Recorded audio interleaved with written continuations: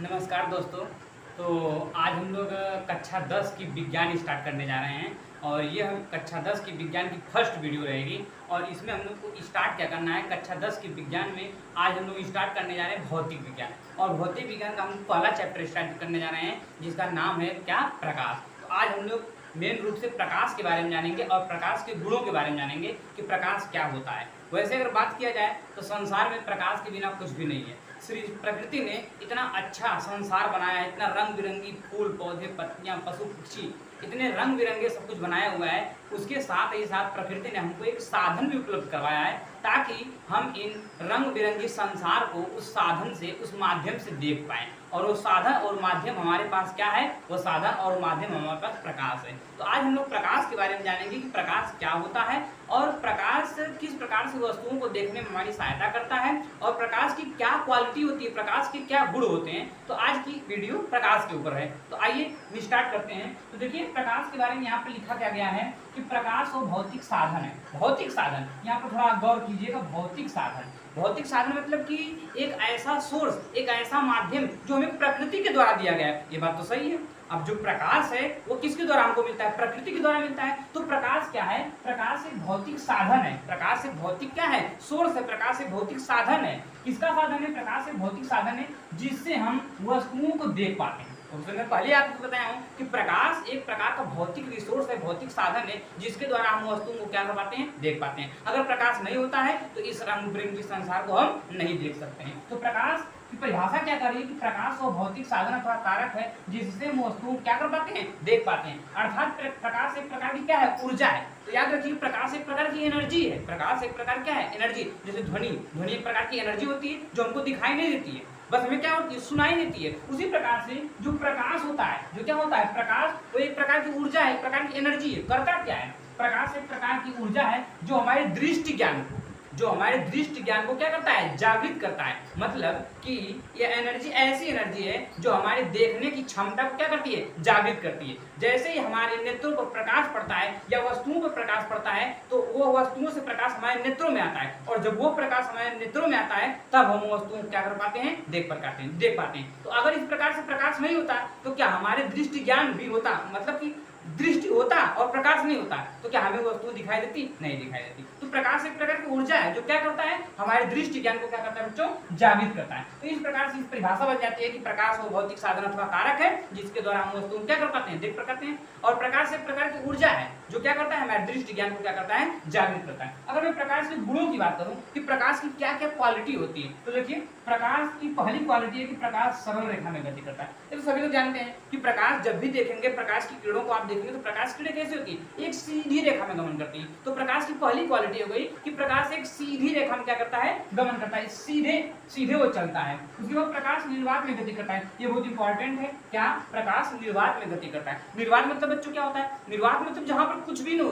कोई भी साधन नहीं, यहाँ तक कि वायु भी न हो और प्रकाश निर्वात में भी क्या कर सकता है, गति कर सकता है। इसका मतलब क्या हुआ, अगर प्रकाश निर्वात में भी गति कर सकता है इसका मतलब प्रकाश को एक स्थान से दूसरे स्थान पर जाने के लिए किसी माध्यम की आवश्यकता नहीं होती है। अगर बच्चों प्रकाश को माध्यम की आवश्यकता होती तो पृथ्वी तक प्रकाश नहीं पहुंच पाता। क्यों, क्योंकि सूर्य से पृथ्वी के बीच प्रकाश आता है तो उसको किसका सामना करता है, वहां पर बीच में उसको क्या मिलता है, निर्वात मिलता है। और निर्वात में अगर गमन नहीं कर पाता तो क्या पृथ्वी तक प्रकाश आ पाता, नहीं आ पाता। इसलिए याद रखिए कि प्रकाश जो है वो निर्वात में भी क्या कर सकता है, चल सकता है। जैसे ध्वनि जो होती है, जो आवाज होती है, जो ध्वनि होती है, ये निर्वात में गति नहीं कर सकती है। इसको गति करने के लिए माध्यम की आवश्यकता होती है। लेकिन जो प्रकाश होता है, प्रकाश को गति करने के लिए किसी प्रकार के माध्यम की आवश्यकता नहीं होती, निर्वात में भी गति कर सकता है। यही कारण है कि प्रकाश सूर्य से पृथ्वी तक बहुत आसानी से क्या कर सकता है, पहुंच सकता है। इतना ही नहीं, इससे भी अचंभित करने वाली चीज क्या है कि निर्वात में प्रकाश की चाल होती है, यानी निर्वात में जो गति करता है प्रकाश तो कितनी स्पीड से गति करता है, उसकी चाल क्या होती है। यहाँ पर दिखा गया है कि निर्वात में जो प्रकाश की चाल होती है वो 3 × 10⁸ मीटर प्रति सेकेंड। अब इस नंबर को जरा समझिए, ये नंबर कितना बड़ा नंबर है, आइए इसको देखते हैं। तो 3 × 10⁸, इसका मतलब क्या हुआ कि 3 और उसके बाद 8 गो जीरो, 1 2 3 4 5 6 7 8। अब चलिए इसको काउंट करते हैं, इकाई, दहाई, सैकड़ा, हजार, 10,000, लाख, 10 लाख, करोड़, 10 करोड़। कितना बच्चों, 10 करोड़। इसका मतलब क्या होगा कि प्रकाश निर्वात में 30 करोड़ मीटर प्रति सेकेंड, प्रकाश निर्वात में कितना, 30 करोड़ मीटर प्रति सेकेंड, यानी सिर्फ 1 सेकेंड का समय लगता है सिर्फ 1 सेकंड का समय लगता है और वो कितना मीटर दूर चला जाता है, 30 करोड़ मीटर दूर चला जाता है बच्चों प्रकाश। यानी कितना हाई स्पीड होती होगी इसकी सोच के देखिए, वो भी कहाँ पर निर्वात। अब देखिए अलग अलग माध्यमों में इसकी चाल अलग अलग होती है, जैसे पानी में इसकी चाल अलग हो जाएगी, ठोस वस्तुओं में इसकी चाल अलग हो जाएगी। लेकिन मैं यहाँ पर जो बात कर रहा हूँ किसकी बात कर रहा हूँ, निर्वात की बात कर रहा हूँ, जहाँ पर कुछ ना हो, कोई माध्यम ना हो। तो निर्वात में जो होता है प्रकाश, निर्वात में और वायु में, निर्वात और वायु में जो प्रकाश की चाल होती है वो कितना होती है, 3 × 10⁸, मतलब इकाई, दहाई, सैकड़ा, हजार, 10,000, लाख, 10 लाख, करोड़, 10 करोड़, मतलब 30 करोड़ मीटर प्रति सेकंड सिर्फ 1 सेकंड लगेगा और ये 30 करोड़ मीटर की दूरी क्या कर लेगा, तय कर लेगा। इतनी हाई स्पीड से प्रकाश क्या करता है, निर्वात में चलता है। अच्छा, उसके बाद क्या है बच्चों, ठोस तथा द्रव माध्यमों में, ठोस तथा द्रव माध्यमों के तलों से प्रकाश का क्या हो जाता है, परावर्तन हो जाता है। अब परावर्तन बच्चों इसके अगले वाली टॉपिक है, लेकिन यहाँ पर मैं थोड़ा सा इसके बारे में बताता हूँ परावर्तन क्या होता है। जैसे बच्चों क्या होता है कि जब प्रकाश किसी ठोस से टकराता है, जब प्रकाश किसी ठोस वस्तुओं की तलों पर टकराता है तो टकराने के पश्चात वो पुनः क्या आ जाता है, वापस चला आता है। जैसे कभी कभी हम लोग क्या करते हैं बचपन में शीशा ले लेते थे और शीशा लेकर के हम लोग क्या करते थे, उसको ऐसे चमकाते थे। या फिर आप कभी देखते होंगे बाइक कहीं पर खड़ी रहती है और उस बाइक के शीशे पर जब आप देखते होंगे प्रकाश पड़ता होगा तो उस बाइक के शीशे प्रकाश की कुछ किरणें आती हुई नजर आती हैं। तो क्या होता है कि जब प्रकाश किसी ठोस तल से टकराता है तो टकराने के पश्चात वो क्या हो जाता है, वापस आ जाता है। और जब प्रकाश किसी ठोस या द्रव के तलों से टकराता है और टकरा के वापस आता है तो इसी घटना को क्या बोलते हैं, परावर्तन। इसके बारे में और ज्यादा एक्सप्लेन हम लोग आगे वीडियो में करेंगे, इसका पूरा अच्छे से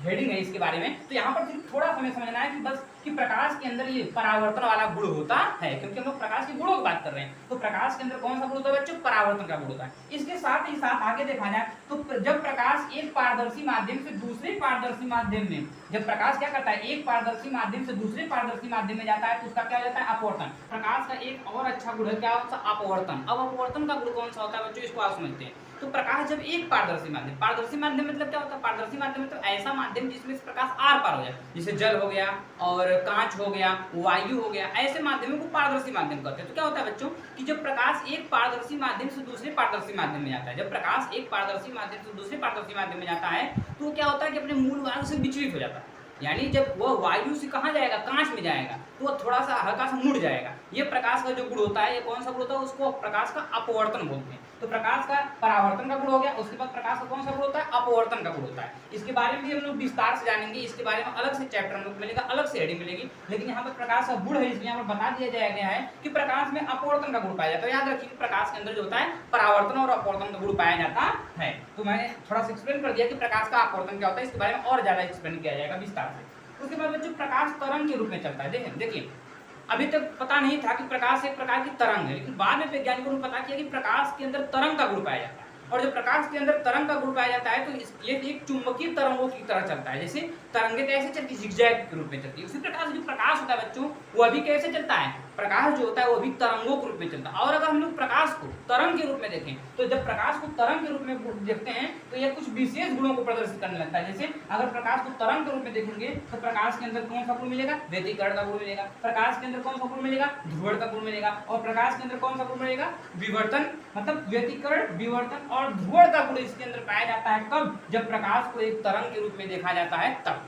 यानी इसके पहले तो हम लोग प्रकाश का परावर्तन, प्रकाश का अपवर्तन ये गुण तो देखेंगे, लेकिन जब प्रकाश के अंदर, जब प्रकाश को तरंग के रूप में देखा जाता है तो प्रकाश के अंदर व्यतिकरण, प्रकाश के अंदर विवर्तन और प्रकाश के अंदर ध्रुवण का गुण पाया जाता है। अब जो बच्चों ये जो आपका व्यतिकरण शब्द है और विवर्तन है और जो ध्रुवण है, ये इसके बारे में आप लोगों को कक्षा 12 में विस्तार से मिलता है कि प्रकाश के अंदर ये व्यतिकरण का गुण क्या होता है, व्यतिकरण मतलब क्या होता है, विवर्तन मतलब क्या होता है, ध्रुवण मतलब क्या होता है। ठीक, ये हम लोग को कुछ कक्षाओं में जानना रहेगा कि ये कौन से गुण होते हैं, इसके अंदर क्या होता है। तो आज हम लोगों ने बस इतना ही सीखा कि प्रकाश क्या होता है और प्रकाश के गुण क्या होते हैं। तो बच्चों प्रकाश क्या होता है एक बार जो है कि शॉर्ट जो है रिवीजन कर देते हैं प्रकाश की परिभाषा को। प्रकाश क्या है, प्रकाश वो भौतिक साधन का कारक है जिसके द्वारा हम वस्तु क्या कर पाते हैं, देख प्रकाश। अर्थात प्रकाश एक प्रकार क्या है, ऊर्जा जो हमारे दृष्टि ज्ञान को क्या करता है, जागृत करता है।